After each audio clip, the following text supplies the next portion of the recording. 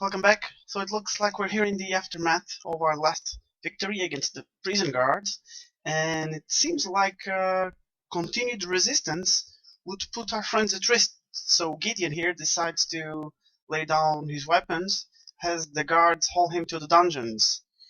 You are sentenced to 10 years for thievery. So that's the aftermath of the match we played on episode 1 of our playthrough. Welcome to episode 2. So, let's continue here with our story mode and see what happens to poor Gideon. That looks like he was arrested after our last victory over the prison guards. At this point, still Gideon, like we know, the street boy. And let's see what we have here. Still standing for justice, even while incarcerated, you fight against the bullying and corruption around you. Hixus, the prison warden, begins to admire your commitment to your convictions. He starts your training in your hieromancy, magic based on order and justice. So let's see here what Hixus, the prison guard, has for us.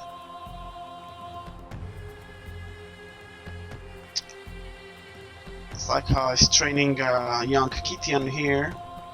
He's still chained.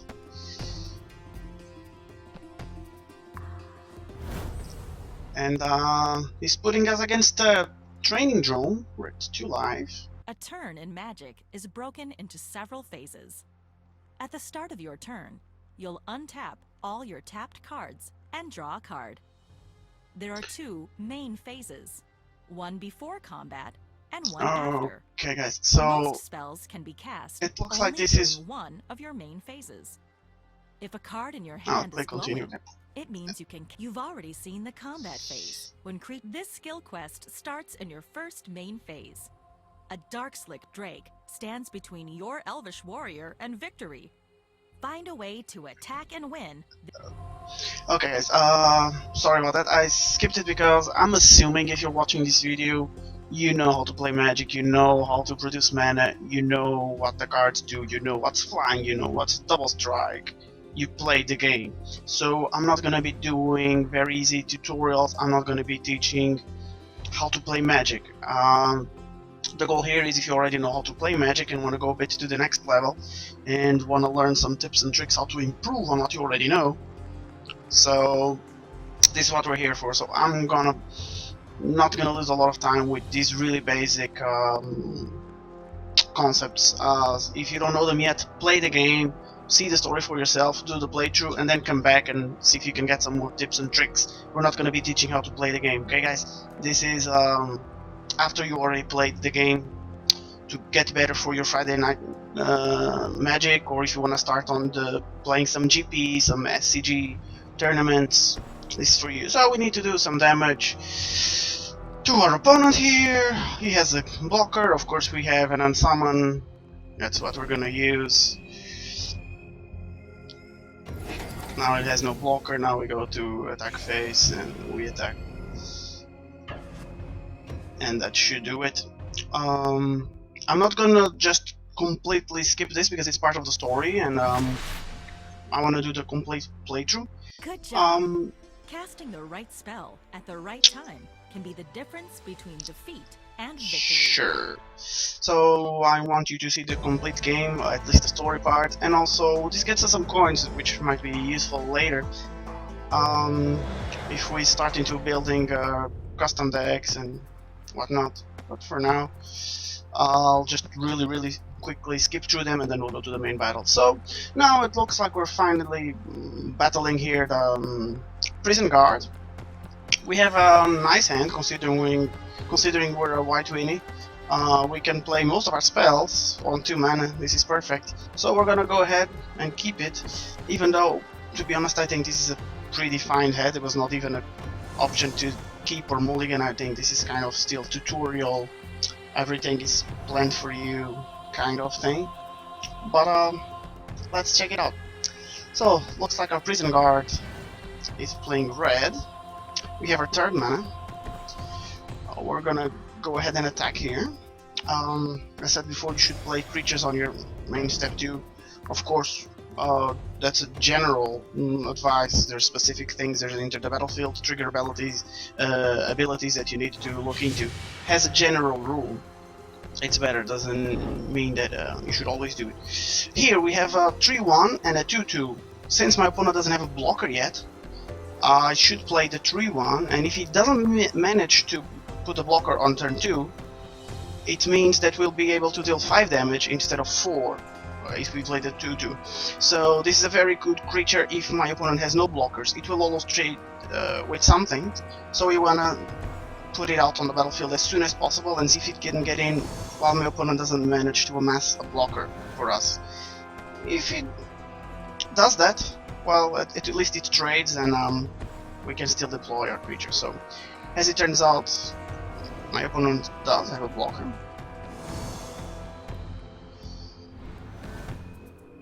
So, looks like our creature will trade, and then we can play another one. So, let's do that. First of all, attacking with everyone here.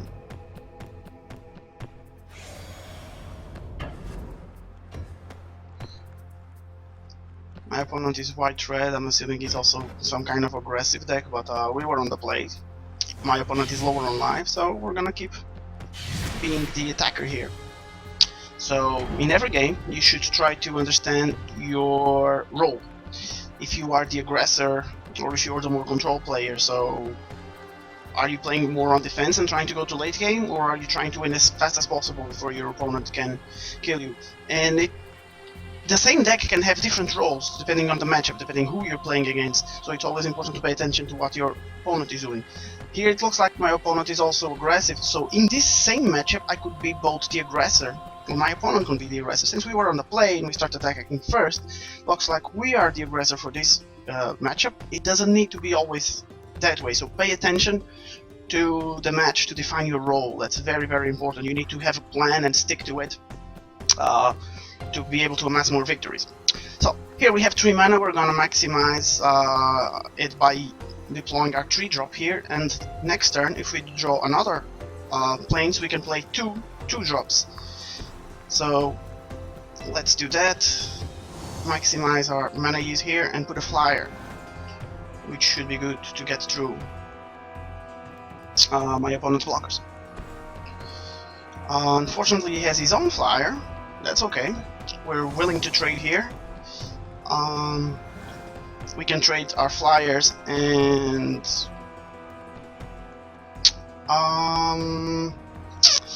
then still attack with the 2-1. Of course, we could also trade this, but my opponent won't be willing to do that.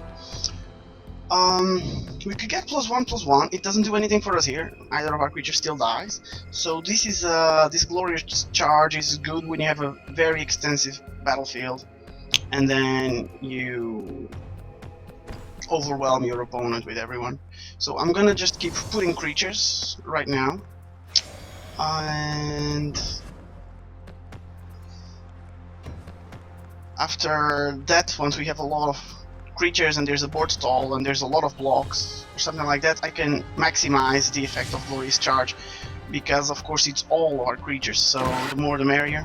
So we will leave it like a finishing trick.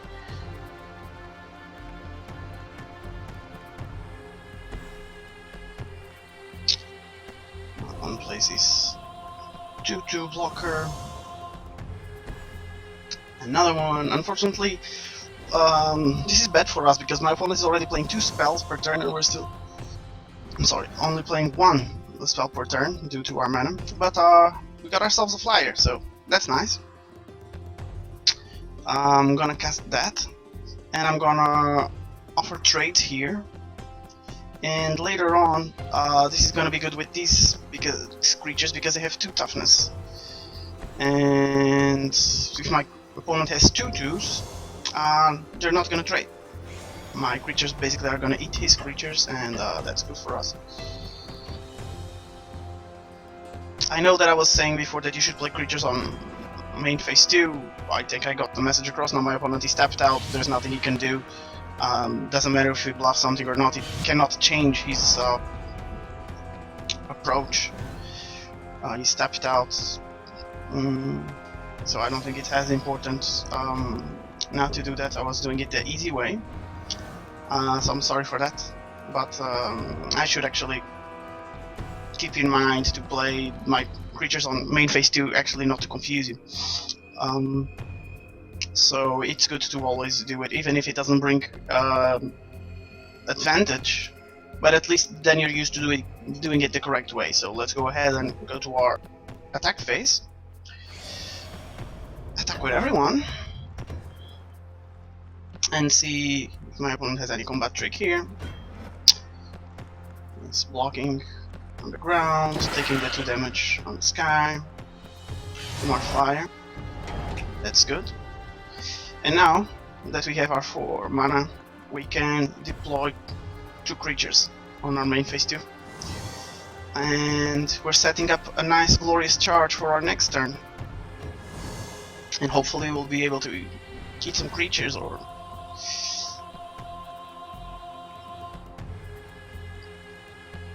looks like my opponent is ending the turn.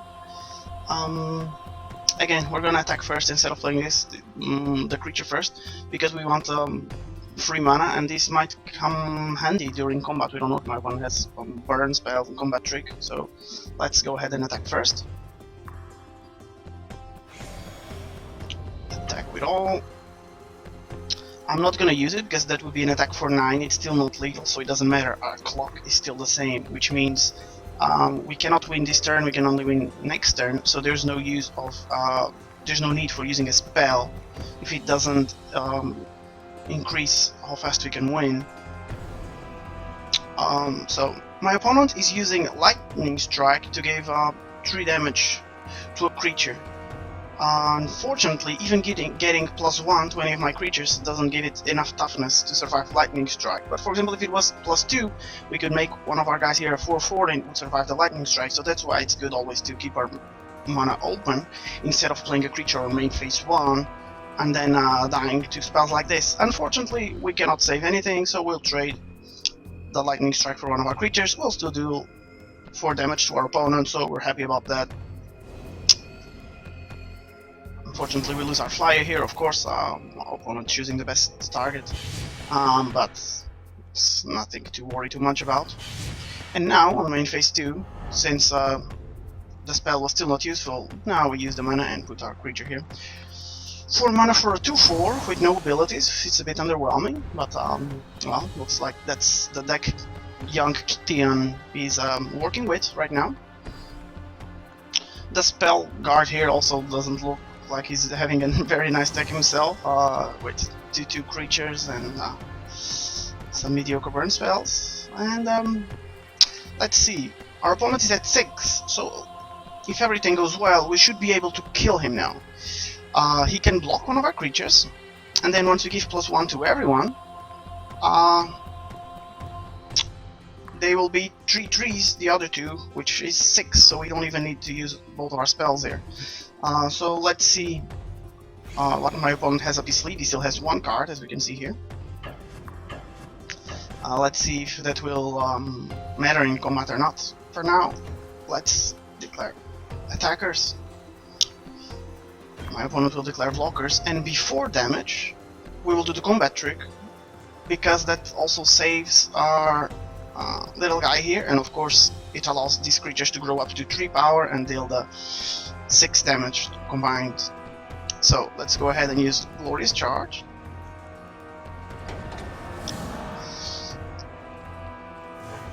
And now we should have lethal.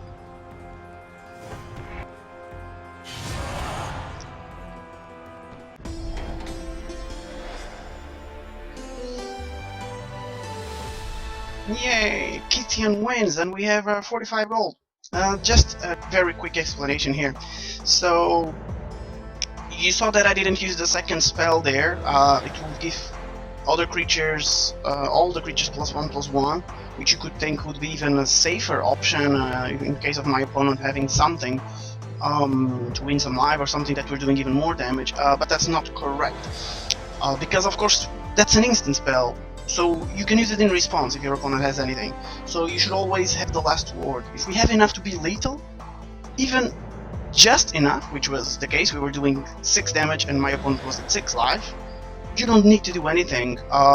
Now you put the decision in your opponent's hands. If he doesn't reply, he's dead. Even if he replies, then you still have the last word because you still have a card up your sleeve. While the other way around, if you go ahead and use both spells to overkill, then your opponent can have something that can counter that, win some life or something like that, and then you have nothing up your sleeve, you don't have the last word. So if you don't need to use your spells, don't. This is very important also in games, for example, of sealed, draft, something like that. You're not showing the spells to your opponent, so they don't know what to sideboard against.